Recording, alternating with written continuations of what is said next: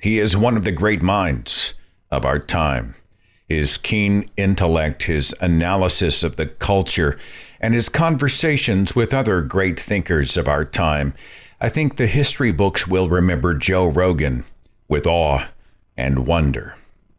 And to talk about that, I've got the co-hosts of a new podcast about the man, the myth, the legend.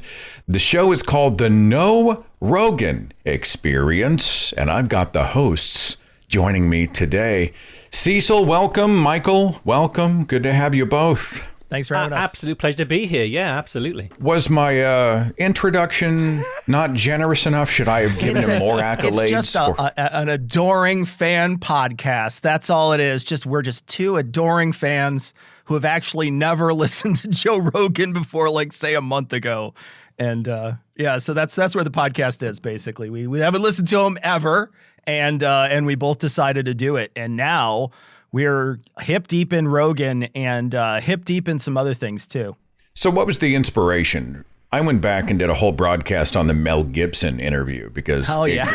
Yeah. And that's kind of when I was really getting into it. I mean, beyond RFK, which I think was last year, and that was a freaking nightmare. And but Mel Gibson, right? And the news networks were treating Mel Gibson like he had great and keen insights. And of course, Joe Rogan's, I think now he's the number 2 podcast. Was it Midas Touch, I think, dethroned him? Yeah. I don't know. Do you guys been watching the rankings at all? Or? Oh, yeah, we very much watch the rankings. I think the thing is we've done the Mel Gibson episode ourselves. And I think for me, I'd only really consumed any of Joe Rogan's content when it came up in the little snippets that would like float around social media in my fairly liberal bubble, essentially. So I'm not an avid Joe Rogan consumer. And what I realized was just watching the Mel Gibson episode, for example, we'd see a little clip of it and it would make international news. It would be leading parts of the agenda, the narrative, the conversation, but it would be a very small bit out of context. And so what we really wanted to do is to say the way to fairly criticize this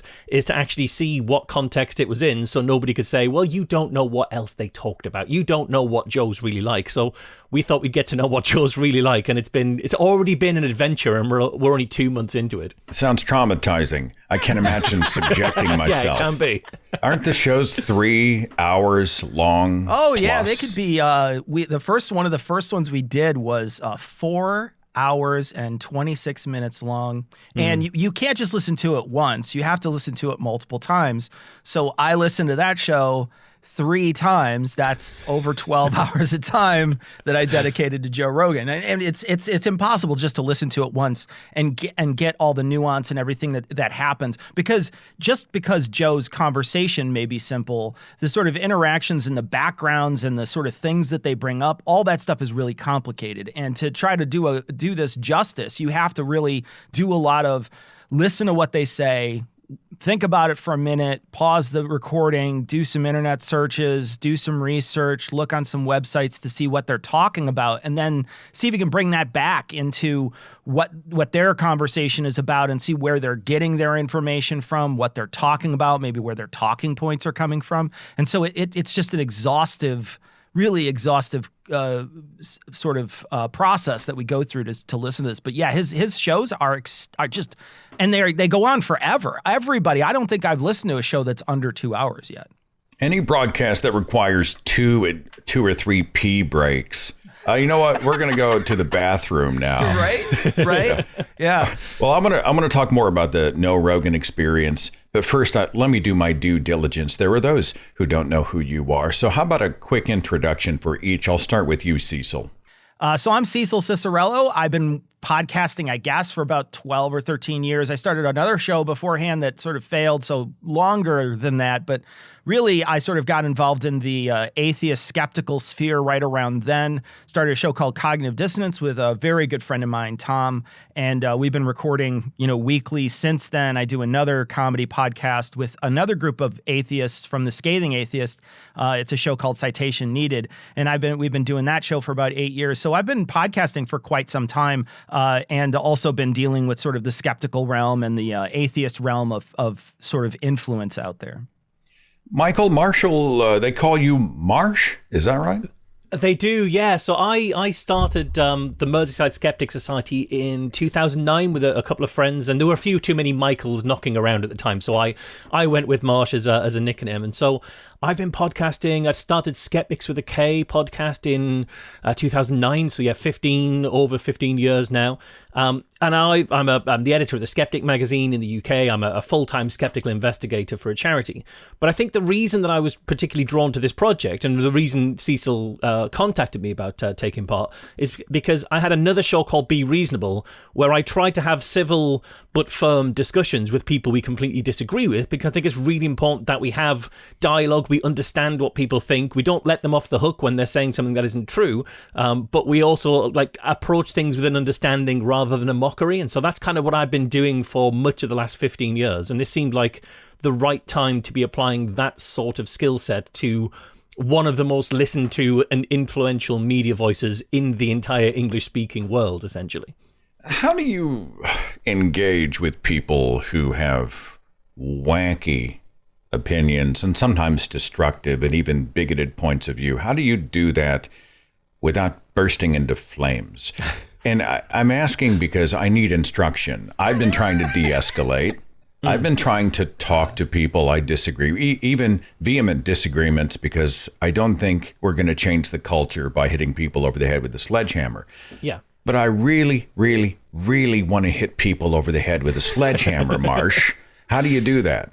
Well, I think I might actually be missing the gene that wants to hit people over the head with a sledgehammer. I might be fortunately mutated in that direction. But I think it's also that I think if we're going to do the best job that we can at helping people sense check their version of reality and see where there's gaps in it, the first thing we need to do is to understand what it is they actually think. So I've spent time hanging around with flat earthers. I've been to a full weekend of flat earth convention, because when that movement was rising, I wanted to know, what do flat earthers actually think? Not what do I assume they think, or does the newspaper assume they think, but what are they actually saying to each other?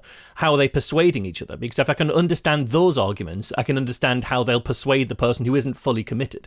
And so I approach those conversations with a genuine, I think it's really important to approach them with a genuine sense of interest and investment in the person and what they think, so that they don't get a sense that you're there just waiting for them to stop speaking so you can land a gotcha question on them. You need to actually have a proper dialogue with it. And you also need to understand that if this is a complete stranger, you are not going to be able to change their mind over the course of that conversation. At the most you'd be able to do is to leave them with some thoughts to go away with, and maybe they'll have some thoughts, and maybe they'll reassess some things, or they'll kind of have a moment when they realize that they didn't quite understand a thing as well as they used to, or as well as they thought they did. But you won't change their mind. If it's someone in your life, you can change their mind. You can slowly work them out of the rabbit holes they find themselves in, but you have to do that by remaining kind of committed to the relationship, so they know that the friendship isn't going to be jeopardized while they're in the process of this kind of this journey, and that the social cost of changing their mind is really lowered. If they get the sense that you're going to dunk on them because they said that they admit that they're wrong about something, they'll never admit that they're wrong. So you have to give people the space to grow and to change their mind, and also let them understand that there's not as big a cost to doing that as they might otherwise worry that there is.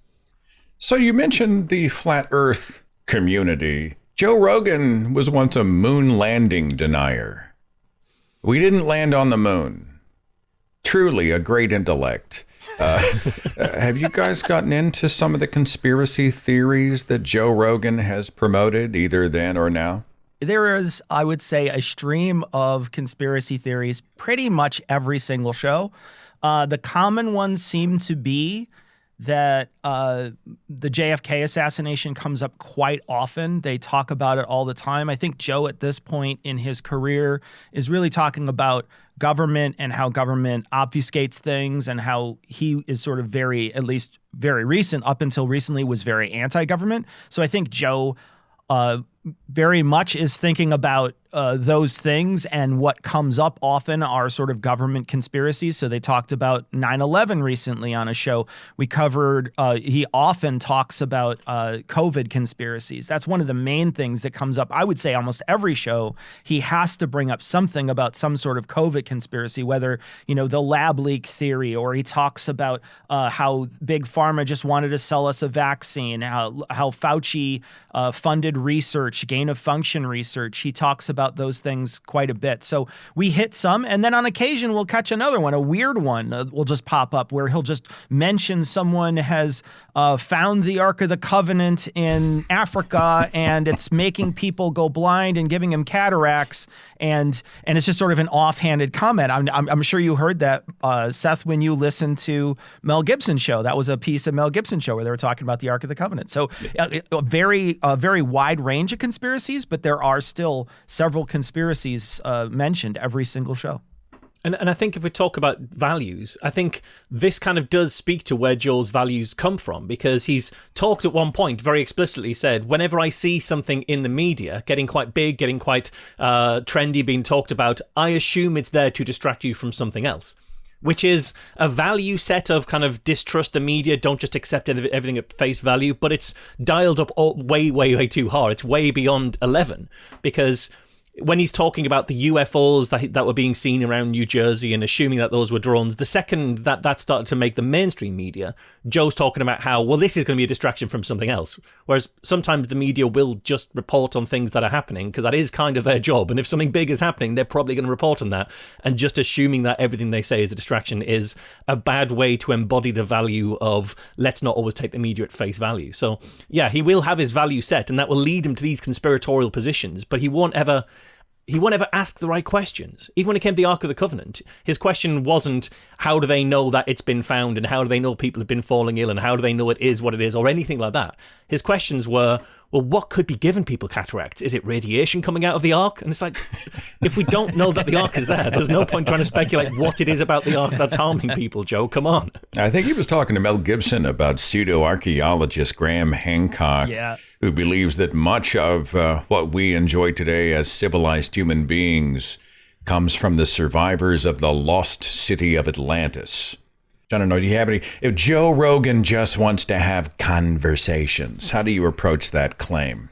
Yeah, I mean, he does just want to have conversations, but he only really these days wants to have conversations with people who already agree with the positions that he holds or are going to advance the positions into a more extreme version of what he holds.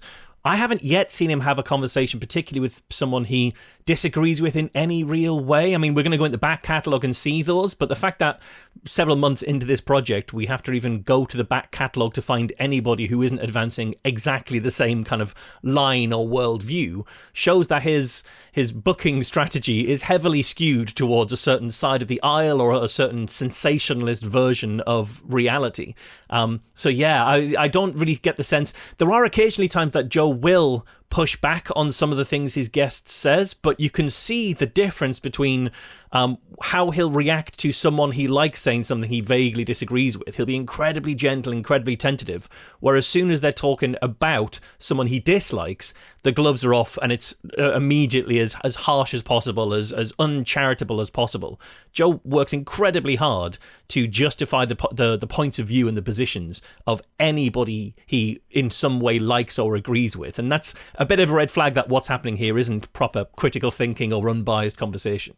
He'll often have people, too, that are sort of the same circle. So there's this sort of, what I've noticed so far is that there's a big sort of free speech contingent. And you see this on this group of people called the intellectual dark web. So this group of people talks about free speech and how that's sort of the most important thing. So he'll have on people like Eric Weinstein or Lex Friedman or Warren Smith or Smith Warren, I forget his name even. He's Warren so forgettable. Smith, yeah. But in any case, those people will all sort of parrot many of the values that Joe believes. And in many ways, they're just sort of sub-podcasts to his podcast. They do a lot of the same type of work that he does, where they have these long-form conversations where you have to take pee breaks during the conversation, and then they will just work.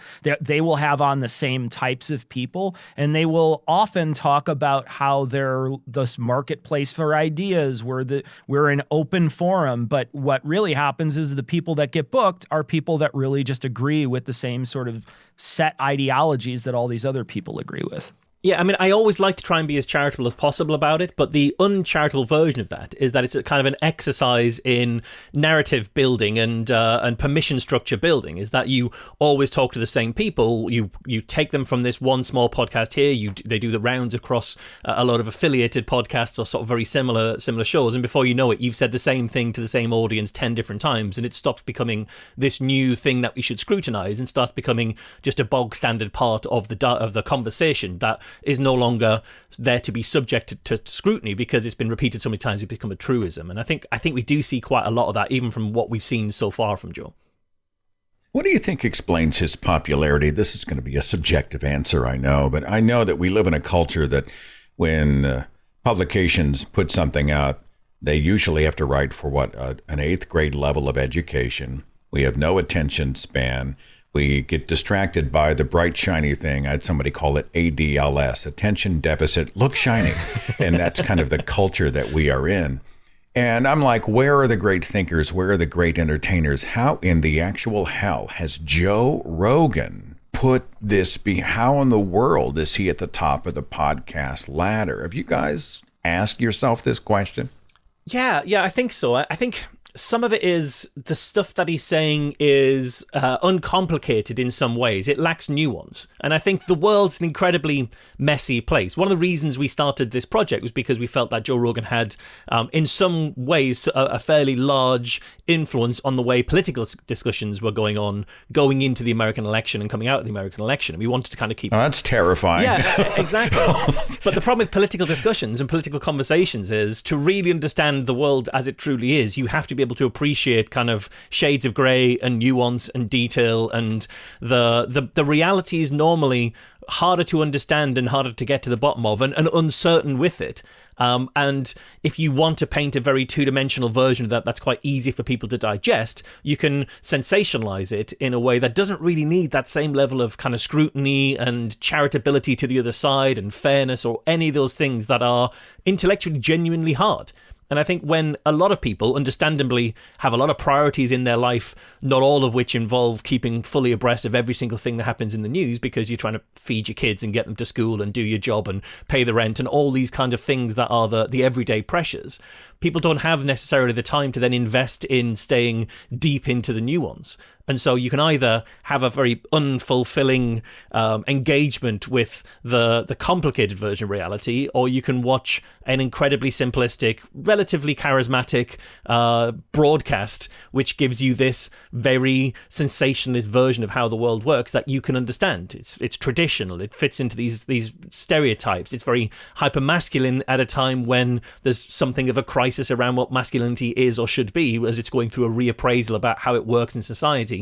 Joe kind of stands as a bulwark against all that kind of progress, I would argue, and says actually the world is far more straightforward than that. It's just these very simple set of rules that you need to understand about how the world works, and you can function perfectly well from there and thrive. And I think that's part of his appeal. Cecil, he is a charitable man, isn't he? The way he phrased that. Because in my mind, I'm like, lazy people are attracted to shiny, dumb shit. Yeah. And he's like, well, we all people are. live, we're all attracted they live to that. busy It's lives. just some of us have the space to hold that attraction back. Yeah. Cecil, you're in a way. I agree with Marsh about very specifically about how simple it is, because the conversations really, they can get very deep and complex and into the weeds with certain guests. But when I think about the sort of simplistic conversations that he has, and very specifically the sort of masculine leaning conversations that he has, I think that if you look at his demographic is mostly males that listen to him. These are people who are looking to get reinforced in sort of the ideas that that they already believe. And I think also, to be honest, and I'm going to be real honest here, I am a skeptic. I've been a skeptic for many years, but I got my start listening to podcasts and things like that because I wanted to learn more about crop circles and cryptids and things like that. Because that, to me, at my age, when I was listening to that stuff, was interesting. I was like, wow, what is this mystery? What is this secret?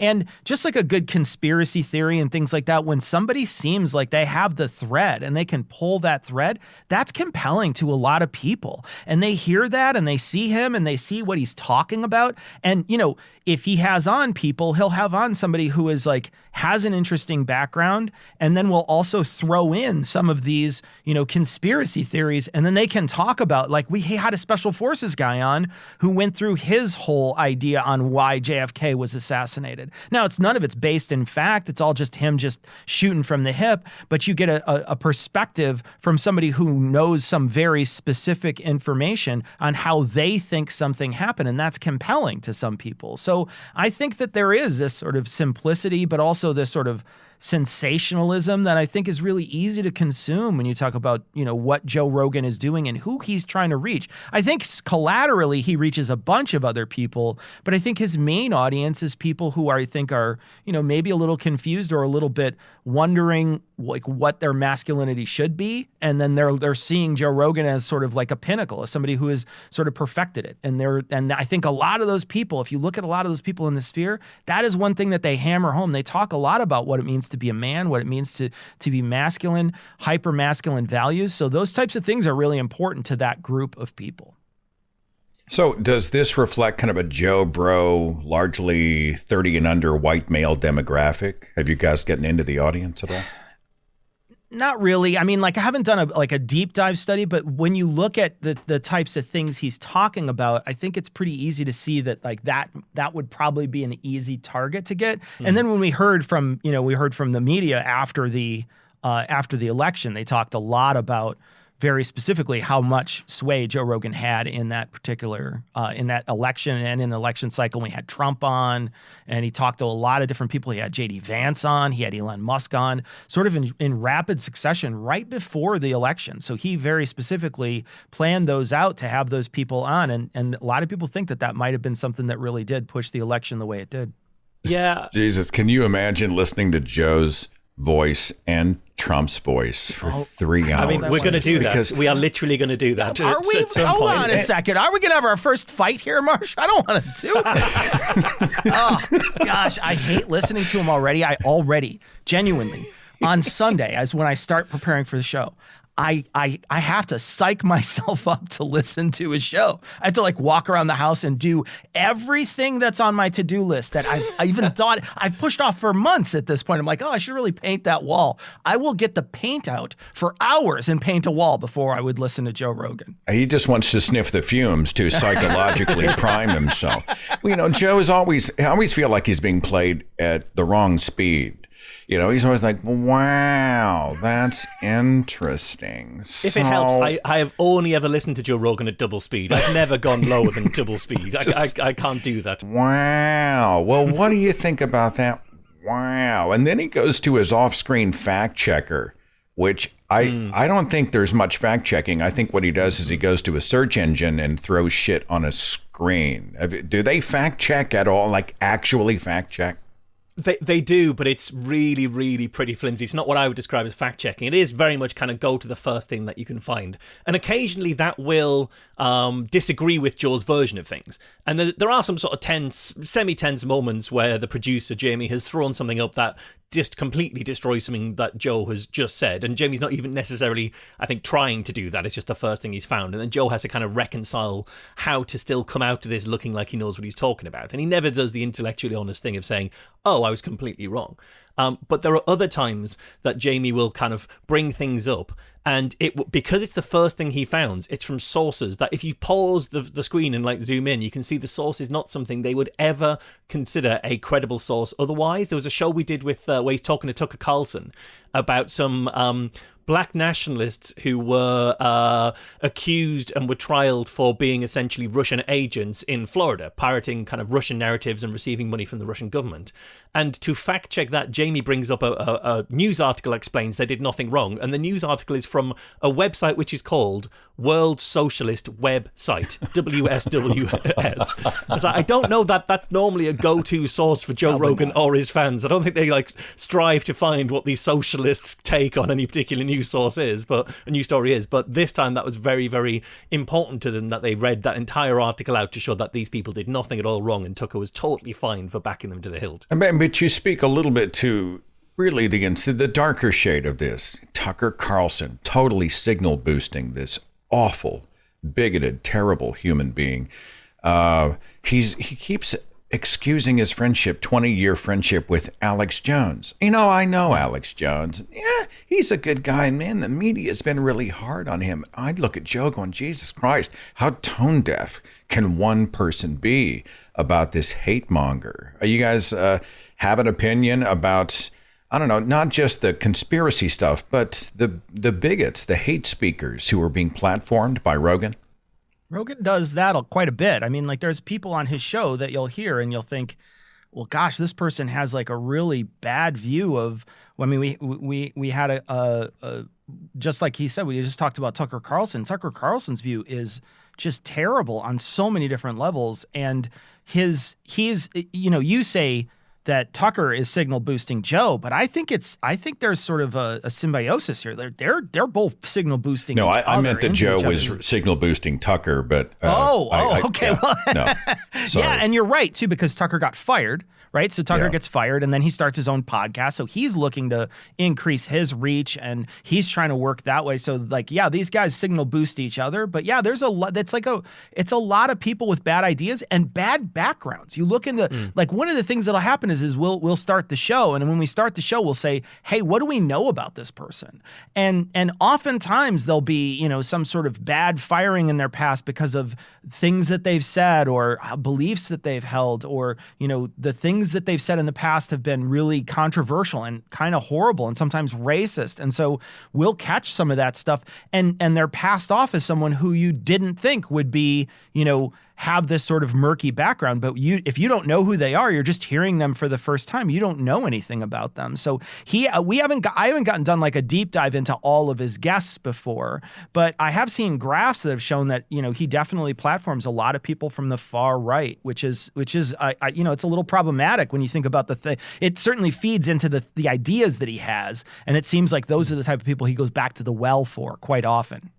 Yeah, I think that's true. I think it's not just the bigotry. And there is an awful lot of bigotry. There's the assumption that women are less qualified than men. There's an awful lot of horrible things constantly being said about trans people out of nowhere. So that bigotry comes up all of the time. That's like a running drumbeat in the background of the show.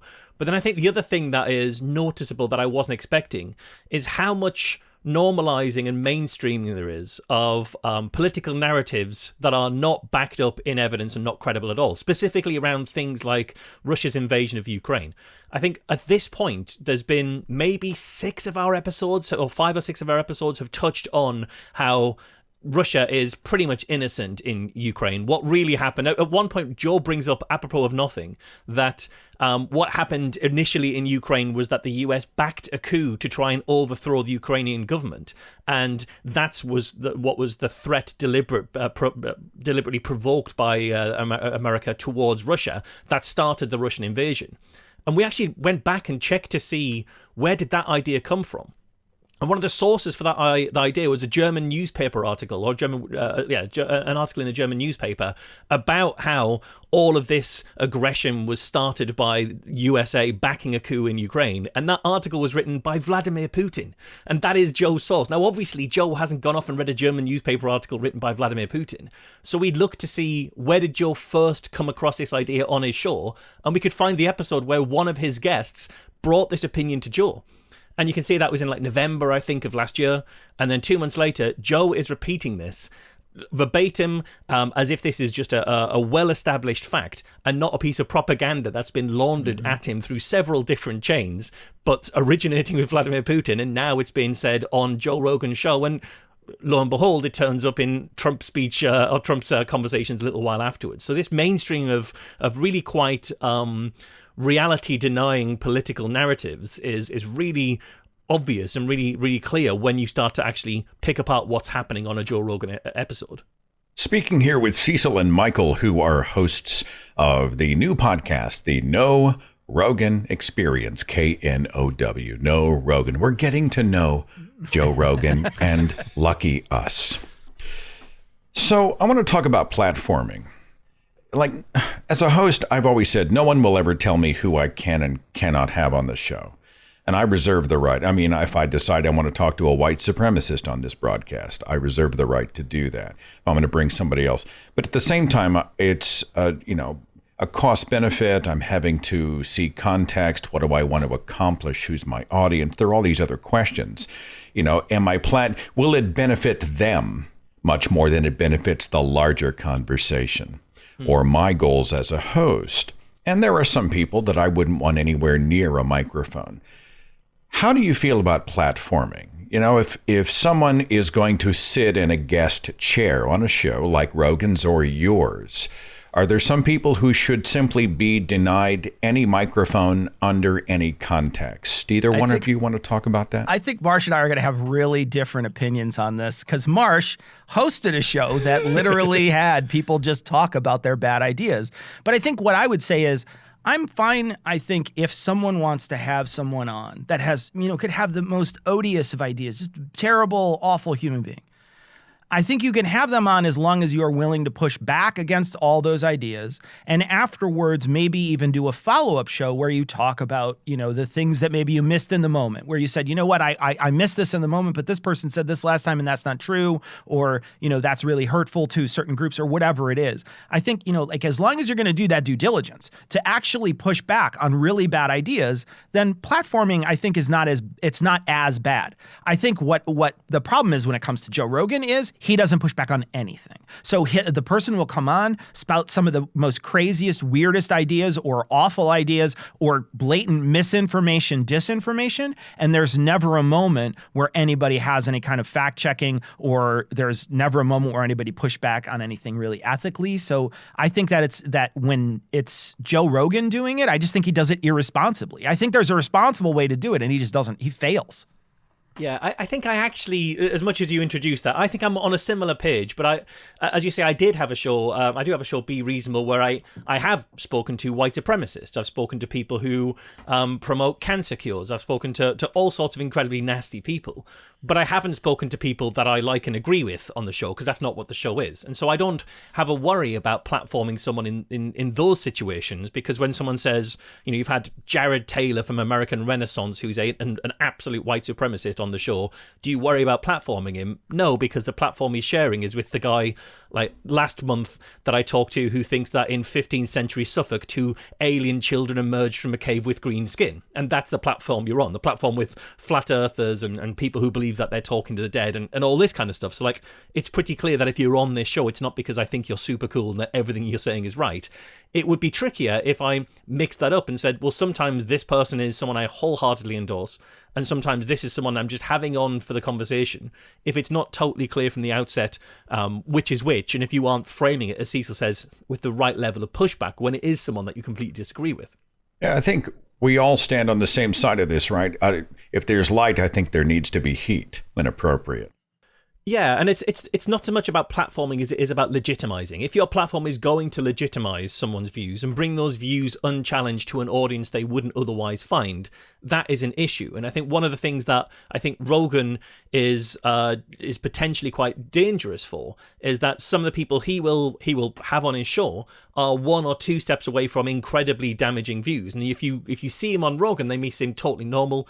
So you'll follow them off to their show, and once they're on their show, you're seeing the guests that they will have on, and actually those views are even more abhorrent and are really not getting pushed back on, and Rogan kind of opened the doorway into those spaces. So I think if you're going to platform someone, you should really be thinking about that side of things. I mean, if he's interviewing RFK Jr.'s brainworm, but he's not bringing in actual virologists and immunologists, I don't know if Rogan's the forum to teach, science to the general public. But I mean, it could be done. I suppose. You can, I mean, I've had people, scientists on this show, and it's a casual conversation where we're being educated.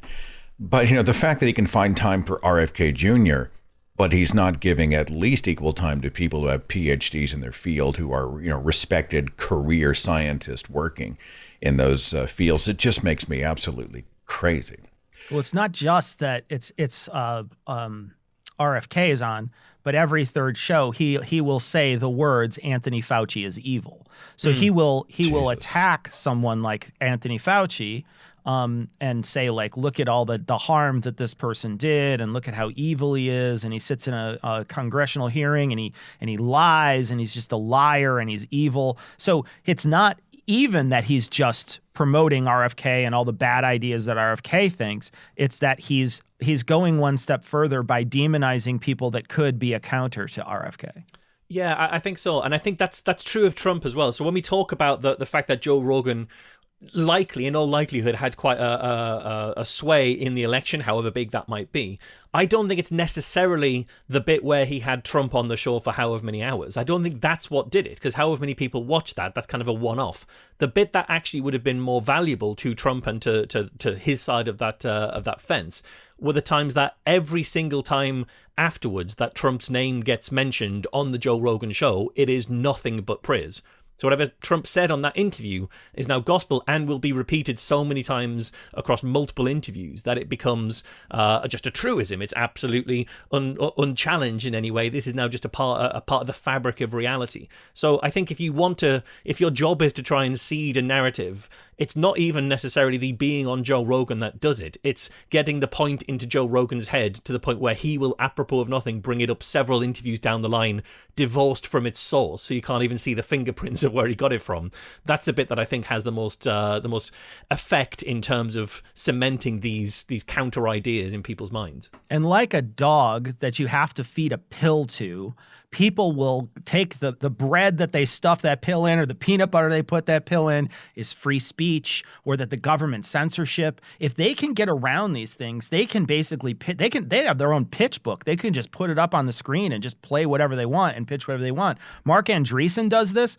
He comes on and he talks about how the government is trying to censor free speech by debanking people, but we found that none of that is actually true. They're debanking people that are politically exposed, but very specifically, there's a chance that if they debank someone, they're probably related to more likely related to crypto than something else like that would be a free speech violation, or saying something that the government doesn't agree with. He allowed, all he has to do is, if he comes in and he says to Joe, this is about free speech, the microphone is his, and Joe will do as you suggest, Seth, and just sit there and go, wow.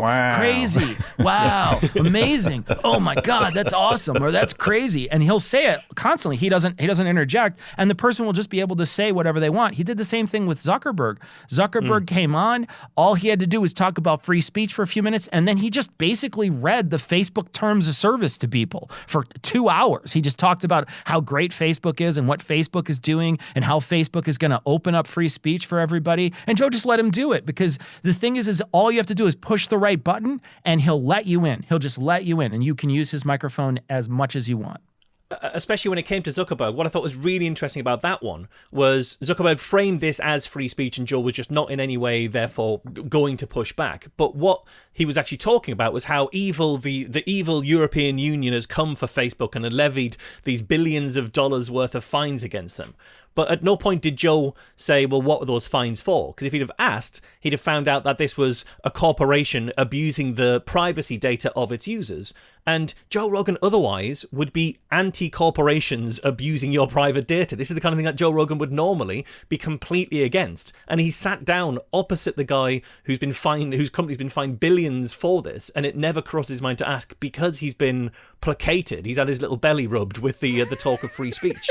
And we just see this so often. People can just smuggle their entire agenda into a Joe Rogan show if first they just pay lip service to the kind of values that switch off Joe's ability to ask questions.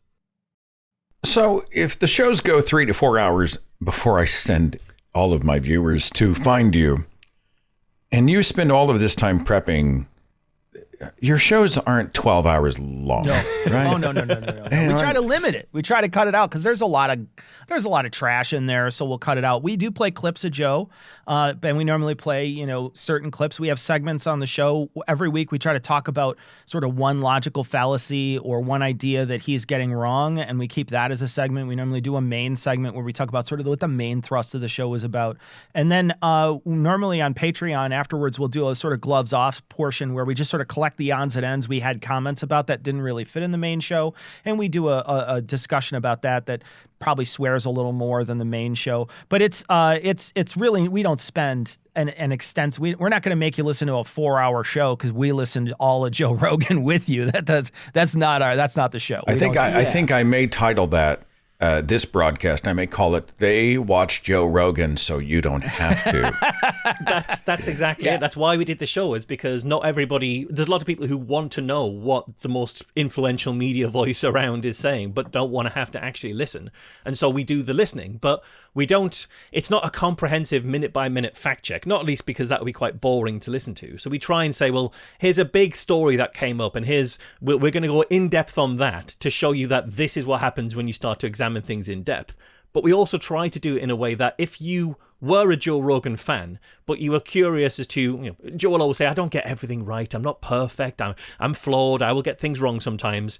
If you're a Rogan fan and you want to know what he's getting wrong and in what ways he's wrong, you can come over to the show, and hopefully it's not set up in a way that you'll be immediately put off by us being kind of these immediately obvious biased hacks. We're trying to be as fair as possible. We even have a segment where we say, what did you like about this? And we try and find something we actually liked about the show. That can be quite difficult, but we do try. How much of that is covering his ass? It's like Elon with X. He will go and make the most outrageously false claim, and his own community notes comes in and says, this is bullshit. And then his defense is, well, I throw it out there, and if it's wrong, people will correct it, but it's not really on me. Yeah, absolutely. And I think it is covering him. I think he does also believe it. So I think it's playing dual purpose. He likes to see himself as this kind of just a freewheeling goofball who's just saying the things that come to mind. And I imagine if we dip back far enough into his archive, that was a better reflection. That would be a better description of what he was doing. But these days he's making direct factual claims about the world, and he's incorrect in many of the cases about that, or he's allowing his guests to spew things that are completely incorrect. And the idea of saying, well, what do I know? I'm just a comedian, doesn't work when you have a following that's larger than a lot of newspapers and journalists who have editorial standards of checking through multiple sources and things. So he absolutely should be spending more time checking stuff. I think he also gives lip service to the idea that he's willing to admit when he's wrong. He talks about how important that is. But we've seen on the show, even when there's an opportunity for him to do that where it would cost him almost nothing to do it, he'll instead try and wheedle out of it and explain why actually that's not a good explanation about why I'm wrong. There's something else that you haven't found that proves me right. So even in that moment when it would cost him nothing, it would actually benefit him to admit when he's wrong, he still refuses to do that. I feel like I need to donate to your channel just for the use of the word wheedle. That's a new one. Wheedle. Thank you for that one. Any final thoughts, and where do people find the Know Rogan Experience broadcast? Either one of you wants to start. I do have some final thoughts. Yeah. If you are familiar with any of the properties that I do, normally the stuff that I've been doing for many years and still kind of do is dunking on people. And this is a very different kind of show. So I want to warn people, if you're expecting sort of a cognitive dissonance, sort of a lot of swearing, a lot of joking, a lot of we're dunking on something that is relatively easy. This isn't that show. This is a totally different sort of thing. And like Marsh said, I think I don't feel like we're gonna get anybody on the edge if we go with sort of the traditional way that I've handled a lot of the podcasts that I've done. So that's one of the reasons why I approached Marsh in the first place, because he's always done skepticism, sort of compassionate skepticism, and I've always really admired the way he's approached this stuff. So he's the first one I approached when I had the idea. So I just want to make sure to mention that before I plug the show, so I don't have a bunch of people showing up being like, "Wow, this feels a lot more tame than your other stuff." Yeah, it is, and it should. The show is very easy to find. You can go to Know Rogan, KNOW.com. So knowrogan.com, you can find us. You can search for the Know Rogan Experience on any of your podcast players, and you can find us there. The show comes out every Tuesday, and we currently have, this will be our 11th episode we're recording tomorrow. Michael, what's it like being in the room with Cecil when he's acting like an adult?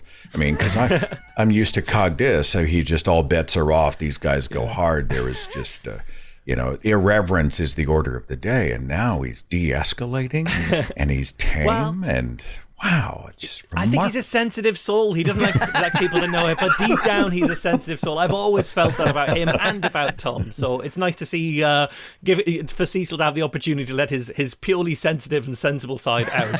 And then over on Cogdis, he can have an absolute riot of a time, and we'll all love hearing that side of it there as well. Any final thoughts from you before we wrap it up, Michael? I'm not sure really. So I think I wasn't sure what to expect from committing to this because I'm over here in the UK, so I'm not getting kind of the full effect of the Joe Rogan effect, the Roganification, if I can kind of coin a word, of politics. But what I've been genuinely surprised by is how much we can spot a pattern and a narrative that weaves together the way that Joe's mind works and the things he's seeing. And the more that I see that, the harder it is to maintain that this is someone with no agenda, as he says. So yeah, it's been interesting, and I think the more time we spend on it, the more we'll get a picture, and we'll get to truly know Joe Rogan. What we'll do once we know Joe Rogan, I don't know, because that'll be some time from now. But yeah, we will get to know him. Is this once a week you guys go, or how often? Yeah, once a week. Every Tuesday. Once a week. Okay. The Know Rogan Experience, you will experience it, and you will say, wow. And I will also link it in the description box. Cecil and Michael, you're a pleasure to talk to, and good luck with the show. We'll send everybody your way, okay? Thanks so for much. us. Thank you. Big thanks.